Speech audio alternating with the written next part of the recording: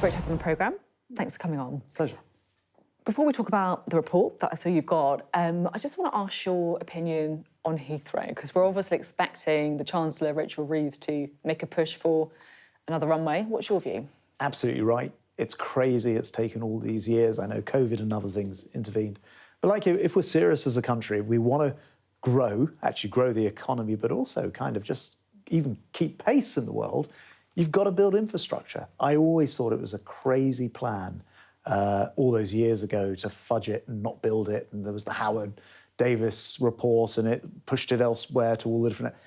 in a major capital city, you've got to have proper facilities, and airport is one of very many things we need. You just listen to how you clearly feel quite strongly about this. Were you sort of frustrated by NIMBYs on your own side? I don't think it's even NIMBYs, actually. I think we actually just fundamentally as a country need to get serious if we're going to build stuff, right? And some things are just in the national interest, and that means that on occasion you have to go, this is what Parliament's for. It's able to pass legislation that says, in the national interest, we'll do X or Y. And, all those years of prevarication, Under you guys, right? Yeah. Well, I'm not making it I don't need to make it as a political point. I'm not making it as a political point. I just think it is crazy that you have other European capitals with 3, 4, 5 runways and Heathrow coping just about on 2. It's holding Britain back, and it's time to change it. Now, you have co-authored a report on security,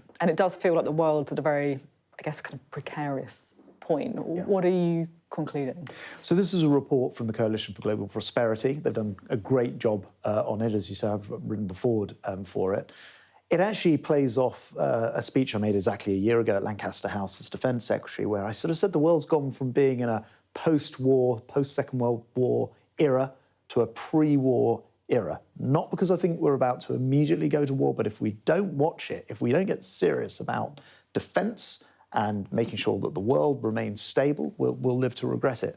This report does a great job of really a year on reflecting on what's happened, and I think that everyone from NATO to a lot of world leaders agree with the sentiment I was expressing that day now, a year later.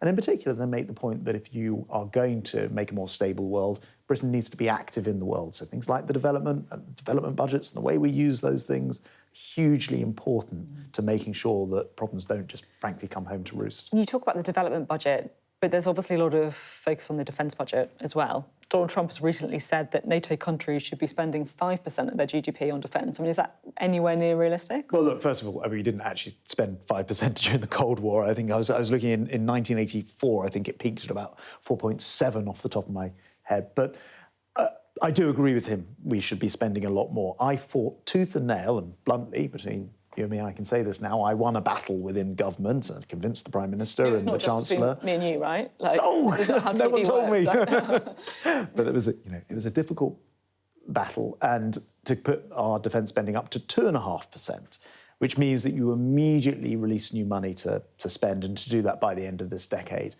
This government came in, said, we want to get to 2.5%, but no timetable. And we hear now it's going to be delayed by at least another couple of years. And that is dangerous. It's dangerous for us.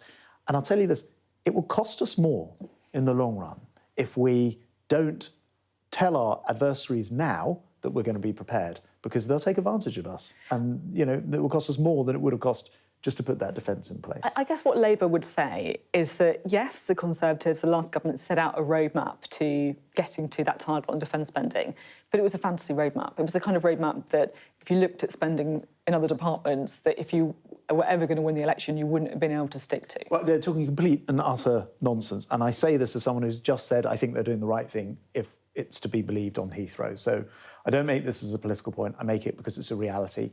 To govern is to choose. We chose that defence was the thing, defence of the realm was the most important thing that we needed to be doing. It was funded, it would have added billions, tens of billions more into our defence budget. I can tell you right now that there are cuts going on in the MOD that are putting this country at risk, and this government is culpable of allowing that to happen. Can I ask you about AI? Because it feels like this is another, part of the geopolitical struggle between the US and China. We've obviously seen DeepSeek throwing the markets into turmoil. Yeah. Do you think we need to be careful here? Well, first of all, I think AI is going to absolutely fundamentally change everything. And right now, people walk around and are not clear that this is the case, but it is going to be totally life-changing. Think of the internet all over again, times 10. That is what we're going to experience. It's going to be huge. Secondly, I see the markets yesterday in particular were very, very troubled by the idea that somebody, the Chinese in this case, had come out with a language model which was much cheaper to train. This is the issue. And therefore, do they need to be investing all this money in the infrastructure?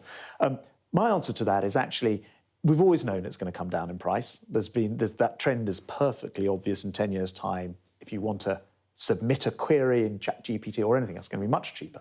So that was always going to be the case. I think the market sort of, as often these things overreact. I saw it's correcting a bit back again today, because the reality is, if it's cheaper to use AI, it will be used in more stuff, more queries will be made on it, and therefore the amount of capacity you require will still go up much faster. So, my analysis of this is really not as much to see here as was originally thought. I think more worrying, if you type into the new Chinese DeepSeek, what happened in Tiananmen Square when protesters were crushed, it has nothing to say on it. And I think that is more concerning than the cost of this tech, which of course will come down, and that's a good thing. So AI becomes political in that sense? Well, I mean, this is not new at all. We know that the communists don't believe in having political competition.